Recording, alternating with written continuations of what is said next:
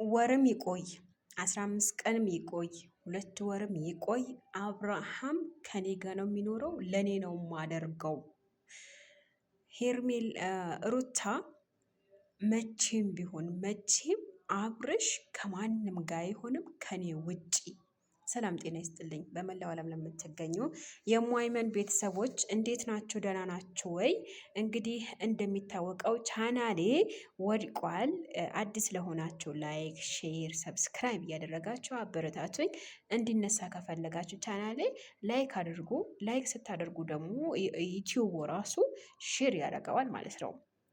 እንግዲህ ሩታ ትላንትና በተደረገው ፕሮግራም ወይም በተደረገው ቪዲዮ በተለቀቀው ቪዲዮ ላይ 15 ቀንም ይቆይ 1 ወርም ይቆይ 2 ወርም ይቆይ አብርሽ ከኔ ጋ ነው። እች ልጅ ምን ተማምና ነው እንደዚህ ያለችው? እነ ደግሞ ጋሽም ተቆጥተዋል እያሉ ነው። አንዳንድ እንትኖች ኮሜንታተሮች ሩታ አበዛሹ፣ አሁንስ አብርሃም ጤነኛ ሊሆን አልፈለግሽም ወይ እያሏት። ለማንኛውም አብረን የምንከታተልና አብረን የምናየው ይሆናል። ይሄ ደግሞ በዝርዝሩ የማቀርብላችሁ ይሆናል። እናንተ ላይክ ብቻ በማድረግ ሰብስክራይብ እና የደውሏል ምልክት በመጫን አብራችሁን ቆዩ። እንግዲህ ሩታ ትላንትና ማታ በተለቀቀው ቪዲዮ ላይ ሄርሜላ ልታሰናብተው ስትመጣ ሩታ አልተነገራትም። በድንገት ነው ሩታ ቤቱን ከፍታ እየገባቸው ማለት ነው። እና ደግሞ እሷ የፈለገችውን ነገር ለማድረግ ትፈቅዱላታላችሁ። እኔ ስለምንድን ነው አብርሽን ልሰናበተው ያልጠራችሁኝ? ለምንድነው ስልክ የማታነሱት? በምንምስ ምክንያት ነው ብላ መታ ተከራክራለች ማለት ነው። ከዛ ቀጥሎ ምንድን ነው ያለችው? አብርሽ ከኔ ጋ ነው እንጂ የሚሆነው ከማንም ከምንም ጋር አይሆንም። እና ደግሞ ሄርሜላ በፈለጋችኋት ሰዓት የትን ቦታ እየጠራችኋት ከአብርሽ ጋር ለመሆን እየታገላችሁ ነው። ግን ይሄ ነገር አይሆንም፣ ከኔ ጋ ነው አብርሽ። መቼም ምንም ብታደርጉ፣ ምንም ብትሞክሩ፣ ምንም ድንጋይ ብትፈልጡ መቼም አይሳካላችሁም። አብርሃም ከኔ ጋ ነው ብላ ለሁሉም ለኦዲየንሶችም ሆነ ለአብርሽ ወንድም እህት ነግራለች ማለት ነው። ከዛ አንዳንድ ኮሜንታተሮች በጣም የሚያስጠሉም ኮሜንታተሮች አሉ። ይሄ ደግሞ አስደንጋጭ ኮሜንት ነው። ይሄ ላንብብላችሁ። አንቺ ያስደገምሽበት አንቺ ነሽ።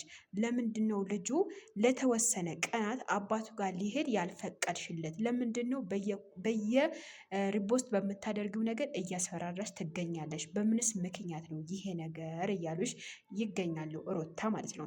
የኔ ሀሳብ ደግሞ ሩታ አው የልጇ አባት ነው፣ ግን ጤናው ሊመለስ ከፈለገች ትንሽ ራቅ ማለት አለባት ሩታ ከህይወት ውስጥ ማለት ነው።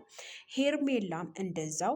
ሄርሜላ ዴቭም ሆነ ቡዜ ሄርሜላ ራሱ ውጪ ነው ያለዋት። ወጣች ሄርሜላ። ከዛ ስትወጣ ይኸው ሄርሜላ ወጣለች። አንቺ ውጭልን ልንሄድ ነው፣ አለበለዛ በሩ ዘግተን ነው የምንሄደው ስሊዋት።